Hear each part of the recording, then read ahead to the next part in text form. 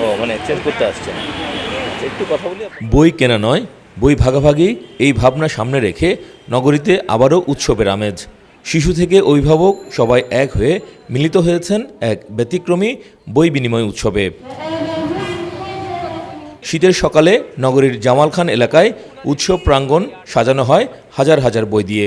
ফুটপাতে 11টি স্টলের টেবিলে সাজানো রয়েছে গল্প, উপন্যাস, জীবনী, কবিতা, মুক্তিযুদ্ধের বই, বাদ যায়নি স্কুল কলেজের বইও। Storytelling platform field camera স্টোরিজের আয়োজনে এই ব্যতিক্রমী উৎসবে যে কেউ একটি বই দিয়ে পছন্দের অন্য একটি বই নিতে পারছেন একেবারে বিনামূল্যে। এটা অনেক ভালো একটা আয়োজন, আর আরও বেশি মানুষের আসা উচিত, আরও প্রচার হওয়া উচিত এটা। আই থিঙ্ক পুরনো বইগুলো একবার পড়ে ফেলা হলে আর পড়া হয় না।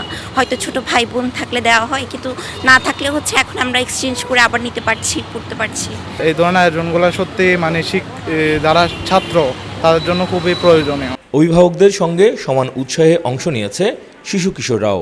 অনেকে বলছেন বইয়ের প্রতি আগ্রহ তৈরিতে এমন আয়োজন নতুন প্রজন্মকে অনুপ্রাণিত করবে। বাচ্চারা এসে যখন দেখে যে আমার এত বড় একটা জগৎ খোলা।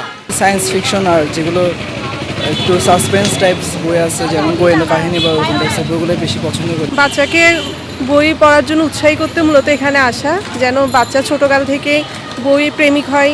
বই বিনিময় উৎসবে এসে বিশিষ্টজনরা বলেন, এই ধরনের উৎসব যত বেশি হবে তত বেশি পাঠক তৈরি হবে। বই উৎসব না, এটা বই বিনিময় উৎসব। এখানে বই পেতে গেলে বই টাকা খরচ করতে হয় না।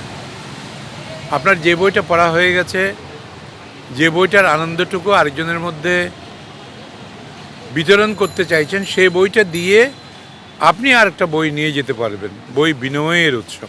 আয়োজকরা বলেন, এই ধরনের উৎসব পাঠকের মনন তৈরিতে ভূমিকা রাখবে। ভবিষ্যতে এই আয়োজন অব্যাহত থাকবে। বই বিনিময় উৎসব তার সপ্তমবারে এসে যথেষ্ট শক্তিশালী একটা প্ল্যাটফর্ম হিসেবেই তৈরি হয়েছে, যারা এই মুহূর্তে আমাদের সমাজে কোনো সুস্পষ্ট বার্তা দিতে পারবে। তো আমরা আমাদের এই বই বিনিময় উৎসবে আমাদের পাঠকরা আসছেন, বই বিনিময় করবেন, সেটা তো আমরা খুশি। দিনব্যাপী এই উৎসবে 11টি ক্যাটাগরিতে বই সাজানো হয়। বই বিনিময়ের পাশাপাশি রাখা হয় চিত্র প্রদর্শনী আর চলচ্চিত্র প্রদর্শনীর আয়োজন। রাজীব বড়ুয়া, ৭১, চট্টগ্রাম।